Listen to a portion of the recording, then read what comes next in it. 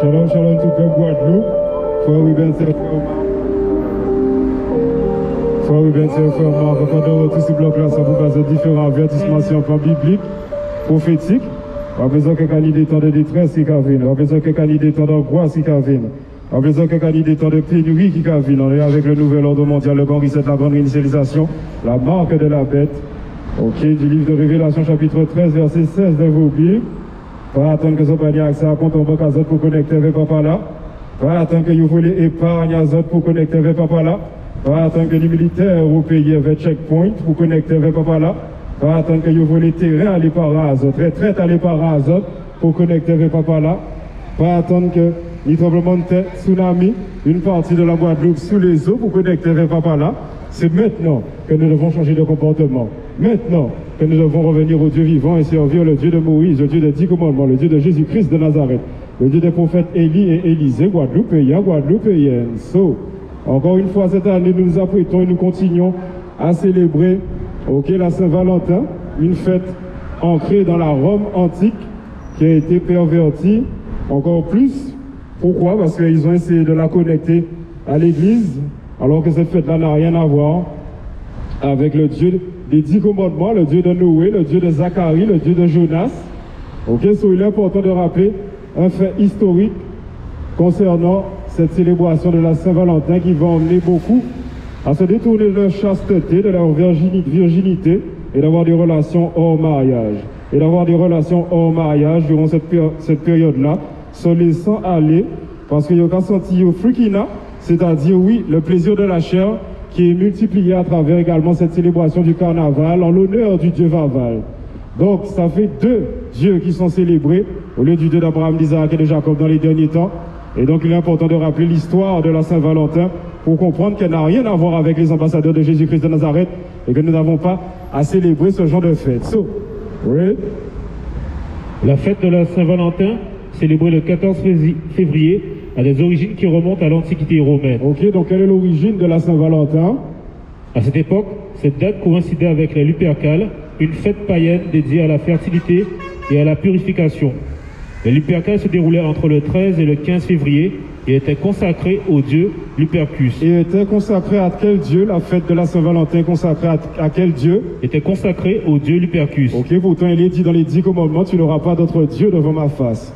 Pourtant, il est dit dans les 10 commandements, tu n'auras pas d'autre Dieu devant ma face. Donc, non seulement nous avons célébré, ok, le Dieu Bacchus, Dionysos, que nous avons crié Vaval, mais nous célébrons également ce Dieu-là, qui a le nom de quoi, again?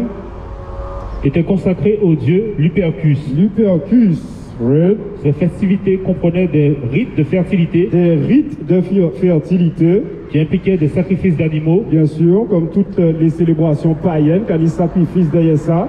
Et des courses rituelles.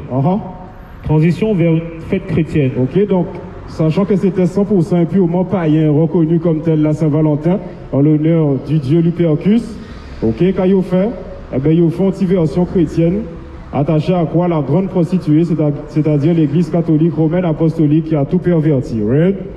Au fil du temps, au cours du Moyen-Âge, la Saint-Valentin a évolué pour devenir une célébration de l'amour romantique. Jean Ayot. Cette transformation est souvent attribuée à Valentin de Rome, un prêtre qui aurait continué à marier des couples en secret, malgré l'interdiction imposée par l'empereur Claude II. En raison de ses actions, il était martyrisé et est devenu le saint patron des amoureux. Et donc, il a décidé que ça a vu nos saint patron, que ça vénéré ou considéré comme martyr et compagnie. Right? La diffusion en Europe se fait. La diffusion en Europe de la célébration de la Saint-Valentin s'est d'abord répandue en Grande-Bretagne au XIVe siècle, où elle était associée à l'idée que les oiseaux choisissaient ce jour pour s'apparier.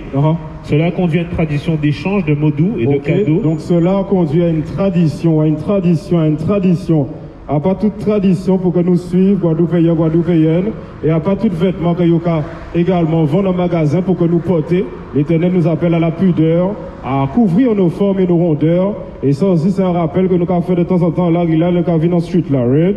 Cela a conduit à une tradition d'échange de mots doux et de cadeaux entre amoureux. Au XIXe siècle, cette fête a pris un tournant commercial aux États-Unis avec la vente de cartes de vœux. Avec la vente de cartes de vœux. Ainsi bien que la Saint-Valentin soit maintenant célébrée dans le monde entier comme une fête des amoureux. Ok, donc elle est célébrée dans le monde entier comme étant une fête des amoureux, mais nous avons lu son origine et c'est en l'honneur du dieu Lupercus. Right? Ses racines se trouvent dans les traditions romaines anciennes et ont été intégrées dans le christianisme au Moyen-Âge en Europe. Ok, donc c'est un autre piège du diable, notre adversaire, le diable, qui cherche qui est-ce qui va dévorer. Et donc il est important de rappeler dans les 10 commandements que l'Éternel nous dit que nous ne devons pas avoir d'autre Dieu devant sa face. Les 10 commandements que nous allons prendre dans le livre de Deutéronome chapitre 5 verset 6 de Bible en nous, qui capons pousser à cause en nous, alors que l'Éternel essaie de communiquer avec nous dans les derniers temps par rapport au temps de détresse et d'angoisse qui arrive, Guadeloupéen, Guadeloupéen. Right? Le livre de Deutéronome chapitre 5 verset 6. Je suis l'Éternel ton Dieu qui t'a fait sortir du pays d'Égypte, de la maison de servitude. De la maison de servitude, il nous a fait sortir par le passé, notre Dieu. Tu n'auras point d'autre Dieu devant ma face. Ok, donc qu'est-ce que les 10 commandements nous rappellent? Tu n'auras point d'autre Dieu devant ma face. Ok, donc pourquoi sommes-nous au service du Dieu Vaval? Pourquoi sommes-nous au service du Dieu Lupercus? C'est bien ça, Lupercus? Ok, donc toutes ces choses-là augmentent crime sur crime. Ok, faute sur faute. Bien bonsoir. Péché sur péché. Et donc c'est pour ça que nous avons besoin de nous repentir et de cesser de pécher devant la face du Seigneur notre Dieu.